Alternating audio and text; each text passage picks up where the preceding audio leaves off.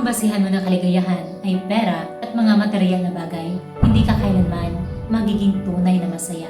Palagi kang naghangad ng higit pa at hindi ka makokontento. Pero kapag ang Diyos ang ginawa mong sentro ng buhay mo, makakamtan mo ang kapayapaan na hindi kayang ibigay ng mundo. Magiging panatag ang puso mo kahit maraming pagsubok. Dahil alam mong may Diyos na gumagabay, naglalaan at hindi kailanman nagpapabaya. Sa Kanya mo matatagpuan ang tunay na kagalakan.